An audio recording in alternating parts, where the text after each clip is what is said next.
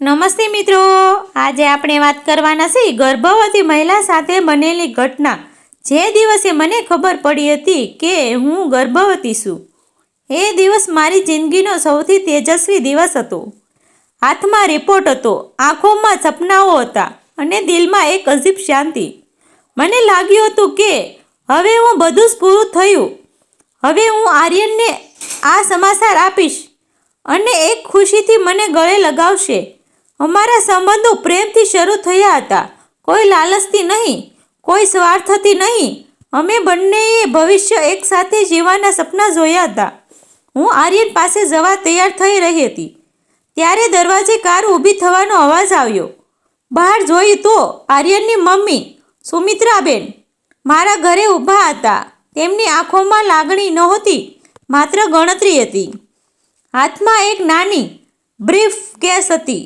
તેઓ ઘરમાં આવ્યા, સીધા ટેબલ પાસે ગયા અને બ્રીફ કેસ ધીમેથી મૂકી. તેમનો અવાજ ઠંડો હતો, પણ શબ્દો સરી જેવા તીખા હતા. આમાં 2 કરોડ રૂપિયા છે. મારા દીકરાના જીવનમાંથી હંમેશ માટે નીકળી જા. તે એક મોટા બિઝનેસમેનનો દીકરો છે. તારી સાથે તેનું કોઈ ભવિષ્ય નથી. એ ક્ષણે મારું આખું શરીર શૂન્ય થઈ ગયું.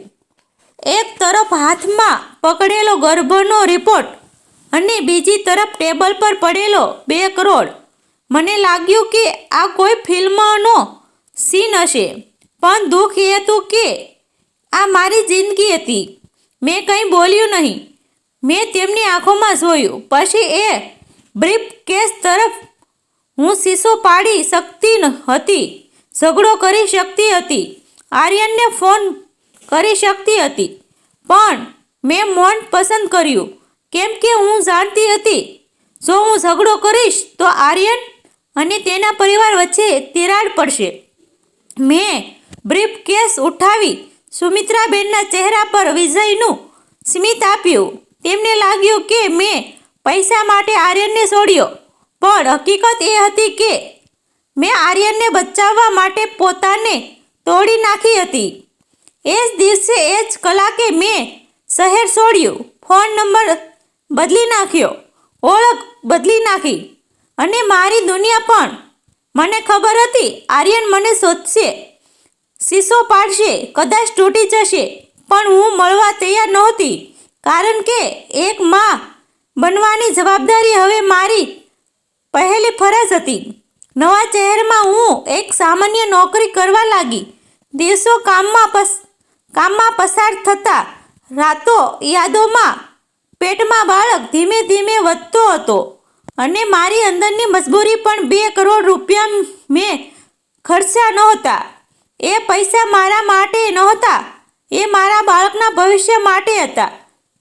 દરેક રાતે હું બાળક સાથે વાત કરતી. તું પૂછશે તો હું તને કહીશ કે તારો પિતા દુનિયાનો સૌથી મોટો સારો માણસ છે. 9 મહિના લાંબા લાગ્યા. દરેક દિવસે 1 વર્ષ જેવો હતો. આર્યનો ચહેરો ભૂલવાનો પ્રયત્ન કર્યો, પણ એ શક્ય નહોતું. હું એ વિચારે ડરતી હતી કે જો તે મને ક્યારે મળી જાય તો શું કહીશ. હોસ્પિટલના સફેદ રૂમમાં હું બેડ પર પડી હતી. પીડા હતી, ડર હતો, પણ અંદર ક્યાંક એક અજાણી હિંમત પણ હતી, કારણ કે હવે હું એકલી નહોતી. મારા અંદર એક નવી જિંદગી હતી. એ જ સમયે એક નર્સ આવી. તેના હાથમાં એક પરબીડિયું હતું. બહાર એક વકીલ ઊભા છે. તેમણે આ તમારા માટે મોકલ્યું છે. મારા હાથ ધ્રુજવા લાગ્યા. એક ક્ષણ માટે મને લાગ્યું કે કદાચ સુમિત્રાબેનનો કોઈ નવો દાવ હશે. મેં ધીમે ધીમે કવર ખોલ્યું. અંદર જે ચાલ્યો તેણે મારી આખી દુનિયા ઉલટી ફેરવી નાખી. એ કોઈ ધમકી નહોતી, એ આર્યનના નામે લખાયેલી પ્રોપર્ટીના કાગળો હતા અને સાથે એક પત્ર. રિયા, મને ખબર હતી કે મમ્મી તને પૈસા આપવા આવશે. મેં જ તેમને કહ્યું હતું કે તને 2 કરોડ આપે. મને ખાતરી હતી કે તું એ પૈસા લઈને જતી રહીશ. પૈસા માટે નહીં, પણ મારા મમ્મીએ એ બતાવવા માટે કે તું ઝઘડો કરીશ ને મારા પરિવારમાં તિરાડ નથી પાડવા માંગતી. તે દિવસે તે જ 2 કરોડ લીધા એ તારા માટે નહોતા, એ આપણા બાળકના ભવિષ્ય માટે હતા. એ હું જાણું છું. આજે આ કાગળો સાથે હું મારી અડધી મિલકત તારા અને આપણા આવનાર સંતાન નામે કરું છું. મમ્મીએ પોતાની ભૂલ સમજાઈ ગઈ.